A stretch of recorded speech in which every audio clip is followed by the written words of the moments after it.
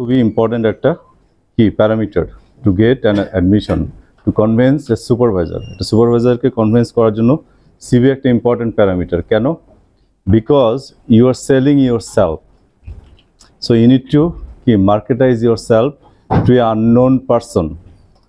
ঠিক আছে, কারণ বাইরের যে সুপারভাইজারগুলো, সেই সুপারভাইজারগুলো পার্সোনালি তোমাকে চেনে, তোমার হেড তোমাকে চেনে, তোমার ফ্যাকাল্টি মেম্বার তোমাকে চেনে, বা আমার অ্যাডমিনিস্ট্রেশনের সবাই তোমাকে চেনে। ইভেন তুমি যদি ঢাকা ইউনিভার্সিটিতে যাও, ঢাকা ইউনিভার্সিটির প্রফেসর তোমাকে চেনে না, তাই না? তাহলে থিঙ্ক অ্যাবাউট বাইরের ইউনিভার্সিটি, তারা তো তোমাকে কোনোভাবেই চেনে না। ইভেন কিছু কিছু ক্ষেত্রে তারা হয়তো বা দেশের নামও যায় না, বাংলাদেশও যায় না। ঠিক আছে, হতে পারে। তার মানে তাকে তুমি অ্যাপ্রোচ করতেছো, এবং অ্যাপ্রোচ করে you need to convince him. তাহলে তোমাকে সেই ম্যাটেরিয়ালটা সেভাবেই তৈরি করতে হবে। ঠিক আছে, সো তুমি যখন তাকে ইমেল করতেছো, তখন আমি বলছিলাম 2-3টা জিনিস ইম্পর্টেন্ট অ্যাটাচমেন্টের সাথে দিতে হবে। একটা হচ্ছে সিভি, আর একটা হচ্ছে ট্রান্সক্রিপ্ট, আর একটা ইংলিশ টেস্ট স্কোর থাকলে English test score. English test score এবং ট্রান্সক্রিপ্টের ক্ষেত্রে তোমার ডেভেলপ করার কিছু নাই, তুমি অলরেডি যা করছো করে ফেলছো।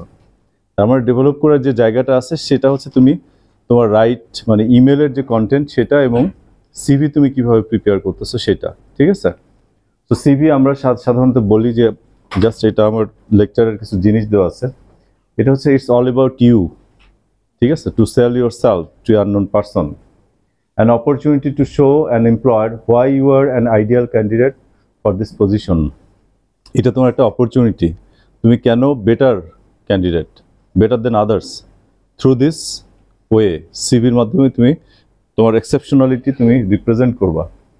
You stand out from the crowd, তার মানে হচ্ছে প্রফেসররা they got a lot of কি অ্যাপ্লিকেশনস, তার মানে lot of crowd is there, but তোমাকে ইন্ডিভিজুয়াল হিসাবে তোমাকে চিহ্নিত করতে হবে যে ইউ আর ডিফারেন্ট। ঠিক আছে, ক্রাউড থেকে তোমাকে আইসোলেট করবে সুপারভাইজার। এই আইসোলেট করার ওই হচ্ছে তুমি যদি একটা ভালো সিভি তাকে দেখাতে পারো। ঠিক আছে, তারপরে বলা হচ্ছে draw attention to your relevant skill, experience, achievement, potential. এই জিনিসগুলো তোমার অ্যাটেনশন দিতে হবে সিভি রাইটিংয়ের ক্ষেত্রে। Create such an impression on the employer that they will not be able to turn you down for interview. সিভির মাধ্যমে তোমাকে এমন একটা ইমপ্রেশন তৈরি করতে হবে so that they will call you for an interview. ঠিক আছে, so that's why CV is very important. ঠিক আছে, সাধারণত আমাদের সময় সিভি তৈরি করার সময়, মানে আমরা আমাদের মতো করে চেষ্টা করতাম তৈরি করার সময়, কিন্তু পরবর্তীতে আমি যখন পড়াশোনা করছি, পড়াশোনা করে দেখছি it's always better to prepare a master draft. ঠিক আছে, মাস্টার সিভি আমি যেটাকে বলতেছি, এটা হচ্ছে তোমার ফার্স্ট ড্রাফট। কারণ সিভি এমন একটা জিনিস, তুমি যতবার পড়বা, বিলিভ মি, ততবার তুমি ইরর পাবা। ঠিক আছে, যতবার তুমি রাইট করবো ততবার মনে হবে এটা আমার এভাবে ইমপ্রুভ করা যায়। সো সিভিটাকে ইমপ্রুভ করার জন্য তোমার ফার্স্ট যে জিনিসটা দরকার, সেটা একটা মাস্টার সিভি তৈরি করতে হবে। মাস্টার সিভিতে তোমার all the things will be there, যত তোমার সম্বন্ধে ইনফরমেশন আছে, তুমি সব কিছু ইনফরমেশন মাস্টার সিভিতে লিখে রাখবে, অ্যাড করে রাখবা। তারপরে সেখান থেকে তুমি ওটাকে মাস্টার হিসেবে রেখে ওটা কপি করে তারপরে তুমি আস্তে আস্তে এডিট করবা, করে ভালো একটা তোমার ভার্সনে চলে যাবে। এটা হচ্ছে way to write a good CV. ঠিক আছে, এটা বলছি হচ্ছে ইনক্লুড এভরিথিং মাস্টার সিভিতে। এটা সেভারেল পেজেস হতে পারে, 10 পেজ 15 পেজ হতে পারে মাস্টার সিভি। কারণ তুমি তো এই সিভিটা দিচ্ছ না, তুমি যে সিভিটা দিবা তোমার হচ্ছে ফাইনেস্ট ভার্সন দিবা, এটা হচ্ছে তোমার draft version. So page number is not a matter here. A comprehensive record of your activities, experience and accomplishment that you can draw on your future application. All the records you can include in your master CV. একটা সিভিতে এই কম্পোনেন্টগুলো থাকা mandatory. ঠিক আছে, mandatory মানে it's better to have this type of component in your CV. First হচ্ছে experience.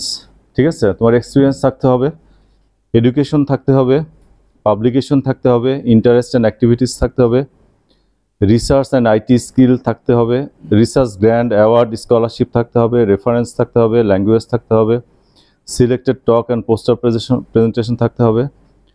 আরও দুইটা include করছি, একটা হচ্ছে কন্ট্যাক্ট ইনফরমেশন আর একটা হচ্ছে পার্সোনাল ইনফরমেশন। একাডেমিক সিভিতে সাধারণত কন্ট্যাক্ট ইনফরমেশন, আমি মনে করো যে আব্দুল্লাহ আল মামুন, আমার বাড়ি হচ্ছে গ্রাম কোথায় মামুন? লক্ষ্মীপুর, জেলা লক্ষ্মীপুর, এইভাবে কন্ট্যাক্ট ইনফরমেশন হয় না, ঠিক আছে? সো কন্ট্যাক্ট ইনফরমেশন লেখার একটা আলাদা নিয়ম আছে, যেটা আমি তোমাদের বলবো। আর এটা হচ্ছে পার্সোনাল ইনফরমেশন। একাডেমিক সিভিতে আমার জন্ম এত তারিখ, আমার বাবার নাম এই, আমার মায়ের নাম এই, ন্যাশনালিটি এই, এই জিনিসগুলো একাডেমিক সিভিতে সাধারণত বাবার নাম, মায়ের নাম, জন্ম তারিখ এগুলো কিন্তু থাকে না। এগুলো কিসে থাকে? তোমরা যখন লোকালি জব, প্রাইভেট জব টব তুমি ইয়ে করতে যাবো তখন এগুলোতে থাকে। একাডেমিক সিভিতে সাধারণত পার্সোনাল ইনফরমেশন থাকে না, ঠিক আছে? এটা মনে রাখবা। কমন কম্পোনেন্ট ফার্স্ট হচ্ছে তোমার কন্ট্যাক্ট ইনফরমেশন, ঠিক আছে? তার মানে সিভি লিখবা, সিভি লেখার সময় তোমার কন্ট্যাক্ট ইনফরমেশনটা কেমন হবে?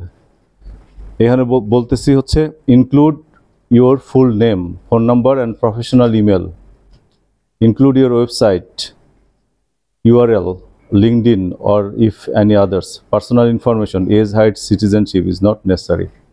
তার মানে হচ্ছে কমন কম্পোনেন্টের মধ্যে যে কন্ট্যাক্ট ইনফরমেশন থাকবে, সেই কন্ট্যাক্ট ইনফরমেশনে লেটস সে তোমার নাম থাকবে, ঠিক আছে? নামের পরে গ্রাম থাকবে, তাই তো? গ্রাম থাকবে না, থানা থাকবে না। নামের পরে থাকবে হচ্ছে কি বলো? ইমেল আইডি, ফোন নাম্বার, তাই তো? আর যদি কোনো ইউআরএল থাকে, ইউআরএল মানে তোমার যদি গুগল স্কলার আইডি থাকে, তোমার যদি অর্কিড আইডি থাকে, ঠিক আছে? ফেসবুক আইডি না কিন্তু, ঠিক আছে? Even I think you can include here LinkedIn ID. LinkedIn ID to some extent এটা একাডেমিক আইডি, ঠিক আছে? But better to avoid it. Better হচ্ছে গুগল স্কলার, অর্কিড আইডি, এই দুটো হচ্ছে তোমার একাডেমিক আইডি মোস্টলি, ঠিক আছে? আরও এই রিলিভেন্ট যে একাডেমিক আইডিগুলো আছে সেটা দিতে পারো। তার মানে তোমার অবভিয়াসলি তোমার নাম, ইমেল আইডি এবং ফোন নাম্বার প্লাস একটা আইডি, মানে ইউআরএল আইডি। কারণ তোমার মনে করো গুগল স্কলার নাই, ইউআরএল আইডি নাই, you don't need to write that, নাই সো হোয়াট, নাই, ঠিক আছে? তোমার তো নাম আছে, ফোন নাম্বার আছে, ইমেল আইডি আছে। Email ID is always better if you have a official email ID. Like তুমি you are sending an email from your Yahoo. আমাদের সময় আমরা কিন্তু ইয়াহু জেনারেশন, আর তোমরা হচ্ছে জিমেল জেনারেশন, ঠিক আছে? তা আমি কিন্তু ইয়াহু দিয়ে শুরু করছিলাম।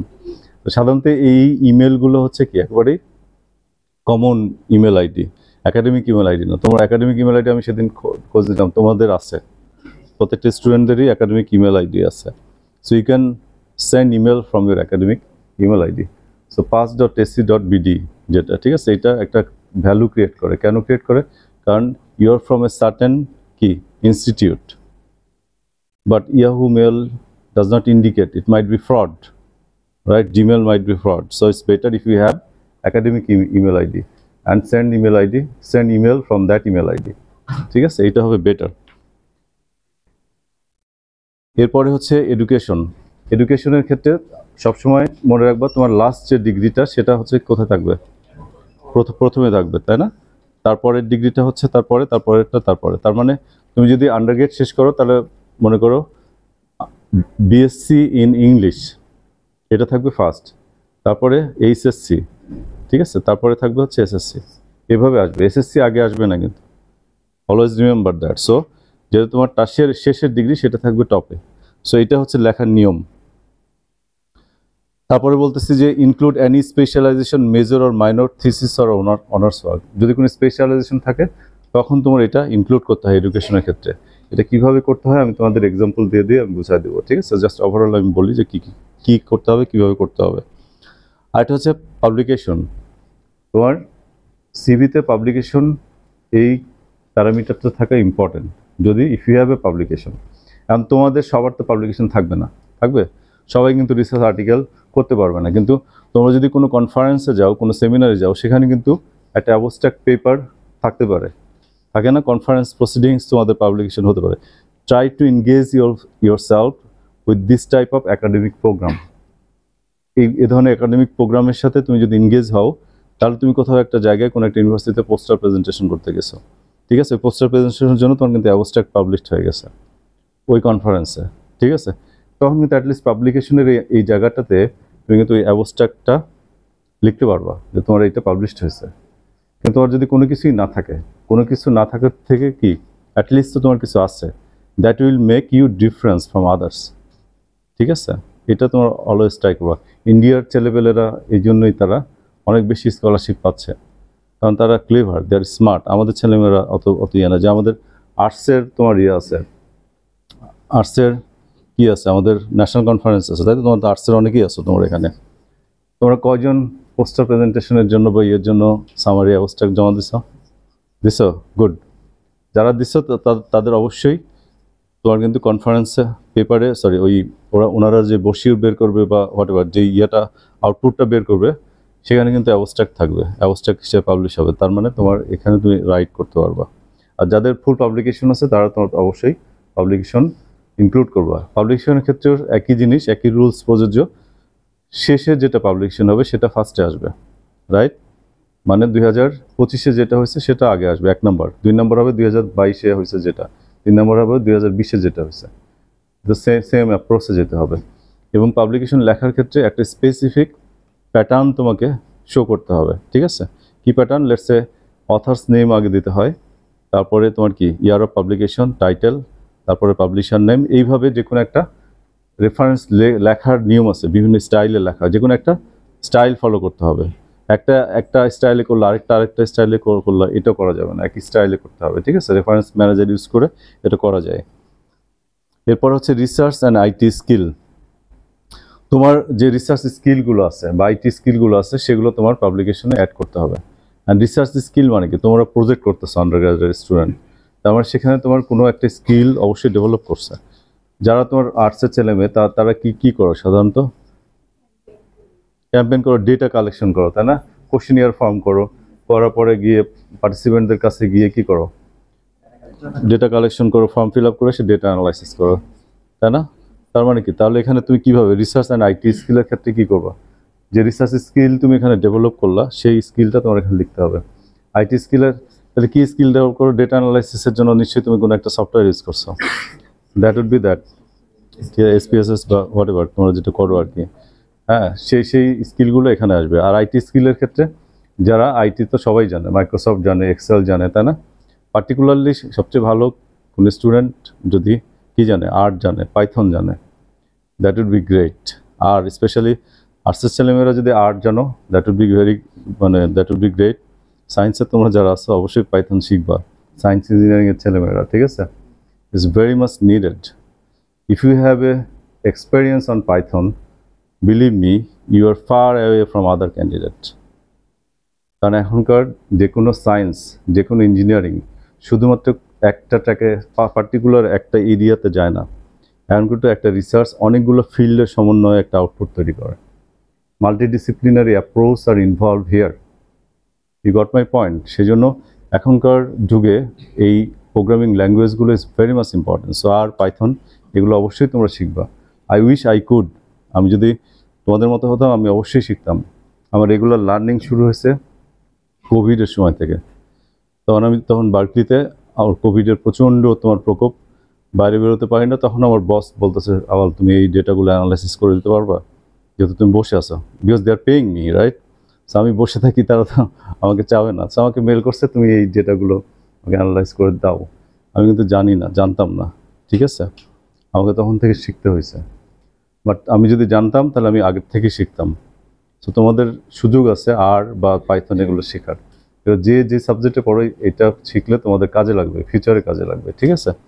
এটা হচ্ছে স্কিল। এরপর হচ্ছে এক্সপেরিয়েন্স। তোমার ডিফারেন্ট এক্সপিরিয়েন্স হতে পারে, ঠিক আছে? এখানে তোমার অপশনগুলো আমি দিচ্ছি। ওয়ার্ক এক্সপিরিয়েন্স হতে পারে, ভলেন্টিয়ার এক্সপিরিয়েন্স হতে পারে, এক্সট্রা কারিকুলার এক্সপিরিয়েন্স হতে পারে, ক্যারিয়ার রিলেটেড এক্সপিরিয়েন্স হতে পারে, ঠিক আছে? ওয়ার্ক এক্সপিরিয়েন্সের ক্ষেত্রে তোমরা সাধারণত নাই, তাই না? কিন্তু আমি আমার স্পিচের সময় আমি প্রথম তোমাদের বলছিলাম, আন্ডারগ্রেড শেষ করার পরে always try to attach with a lab, with a particular supervisor. মনে আছে?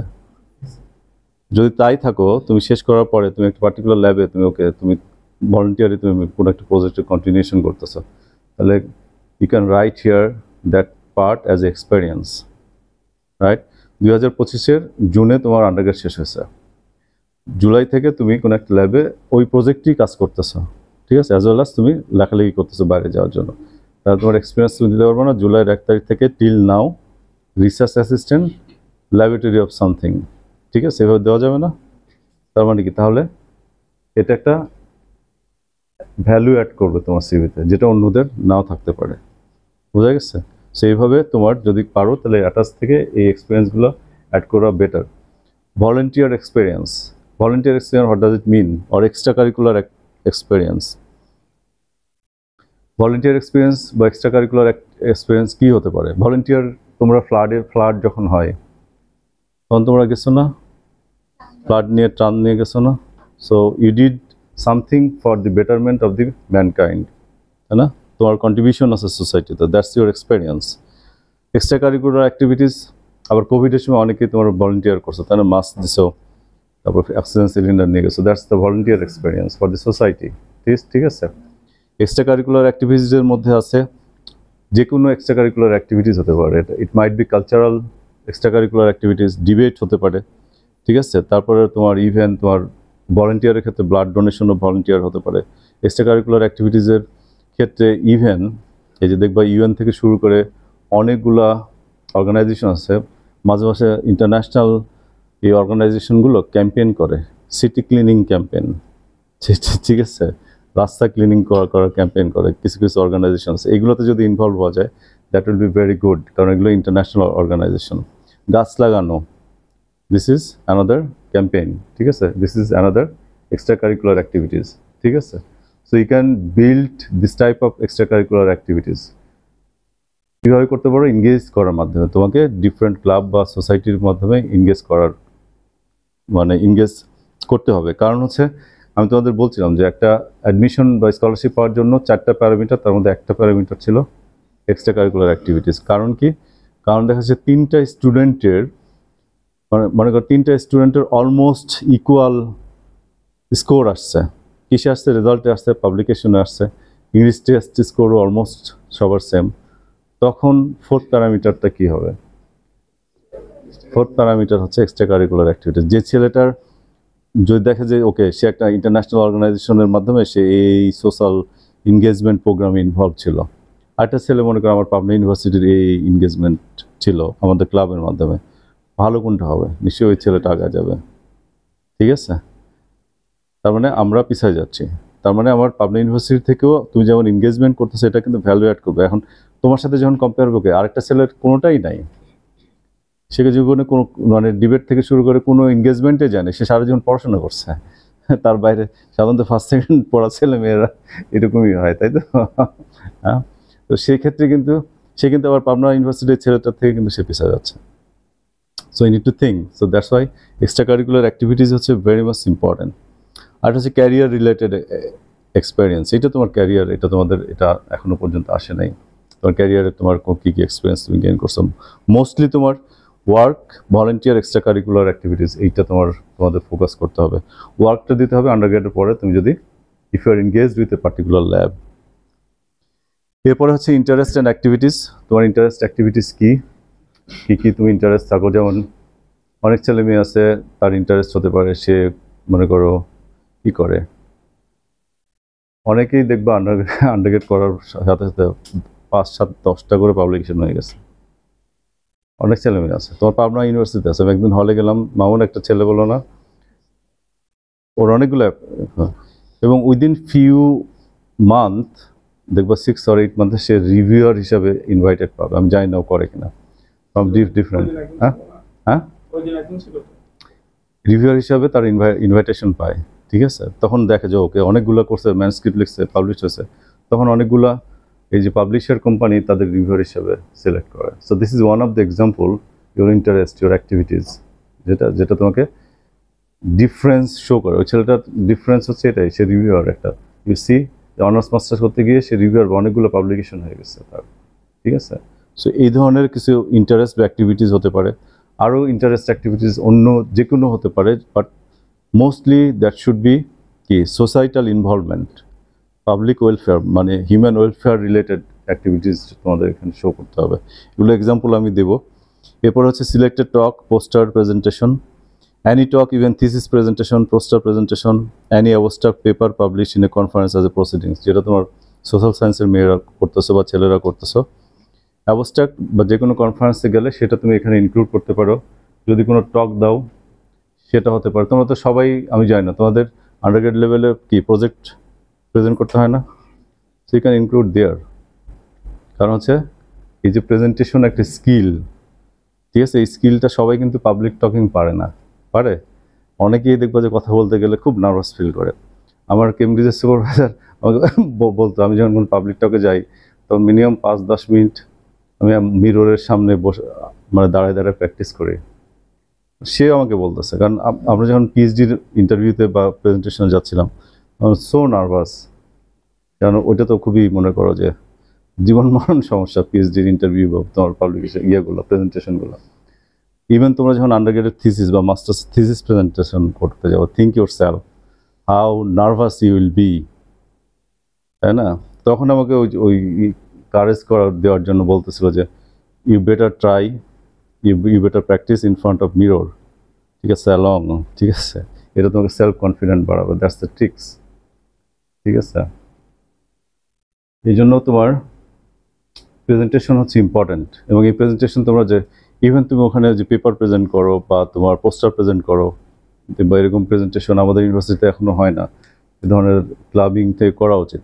3 মিনিট 3 MT প্রেজেন্টেশন বা 5 MT থিস প্রেজেন্টেশন, এভাবে করলে ছেলে মেয়েদের প্রেজেন্টেশনের স্মার্টনেস বা স্কিল বাড়ে, ঠিক আছে। এরপরে হচ্ছে রিসার্চ গ্র্যান্ট অ্যাওয়ার্ড স্কলারশিপ। এখানে বলতেছে টাইটেল লিখতে হবে, reason for the award, dates and monetary value যদি তোমার থাকে। এখন তোমাদের মধ্যে কেউ রিসার্চ গ্র্যান্ট পায়? আন্ডারগ্রেডের ছেলেমেয়েরা সাধারণত পায় না, তাই না? খুবই কম পায়, রিয়ার। মাস্টার্সে এনএসটি ফেলোশিপ পায়, তাই তো? NST national national science and technology, national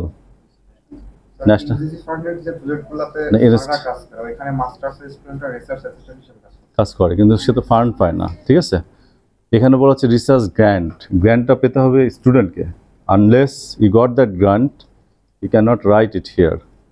so স্টুডেন্টরা এনএসটি ফেলোশিপ তুমি যদি পাও তাহলে I think you can write there, কারণ তোমাকে গ্র্যান্ট হিসাবে দেয়। কত টাকা দেয় ওটা? 54,000 টাকা পার মান্থ দেয়, নাকি রিসার্চ করার জন্য? ওয়ান টাইম ফর রিসার্চ করার জন্য নাকি ইয়ে করার জন্য?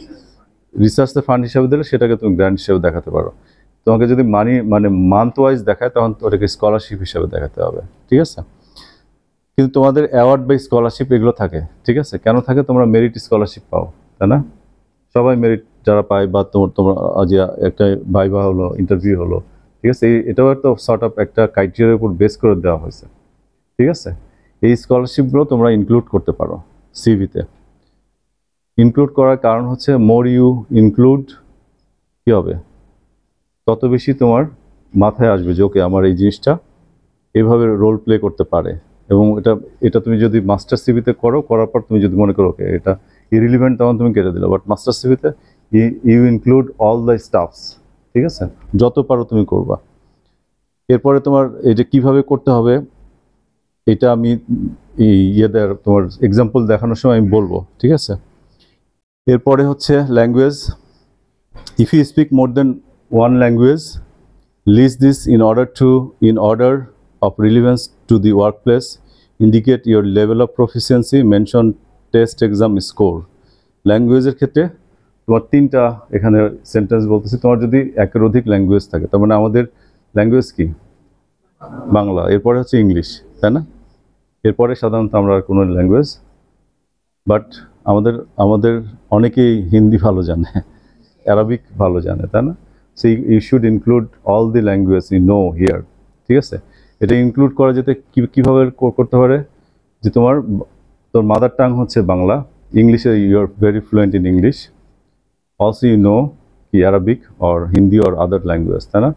এভাবে তুমি লিখতে পারো। অথবা তোমার যদি কোনো টেস্ট স্কোর দাও, জিআরই দাও, আইএলটিএস দাও, তাহলে জিআরই বা আইএলটিএস এর স্কোর তোমাকে ইন্ডিকেট করতে হবে, ঠিক আছে। এটা সাধারণত এভাবেই করা হয়, কিন্তু কিভাবে করতে হবে সেটা আমি ডিটেল যখন দিব, মানে কিভাবে রিপ্রেজেন্ট করলে সুন্দর হয় সেটা আমি এক্সাম্পলে আমি তোমাদের বোঝাবো। এরপরে হচ্ছে রেফারেন্স, ঠিক আছে। রেফারেন্স যারা তোমার রেফারিজ, ঠিক আছে, এটা রেফারিজ হবে, রেফারেন্সেস বা রেফারিজ বা রেফারেন্সেস। রেফারির নাম লিখতে হয় এখানে, ঠিক আছে। রেফারের নাম সাধারণত আমি এখানে লিখছি, supervisor, co supervisor, head dean, thesis examiner বা কোর্স টিচার। ওই যে যার কাছ থেকে তুমি কি নিবা, রেফারেন্স লেটার নিবা, তাদের নাম তোমার এখানে থাকতে হবে। ঠিক আছে, নাম থাকতে হবে, ইমেল আইডি থাকতে হবে, ডিপার্টমেন্টের নাম থাকতে হবে, কন্ট্যাক্ট মানে সেল নাম্বারও থাকতে হবে। ঠিক আছে, দিস ইজ ইম্পর্টেন্ট।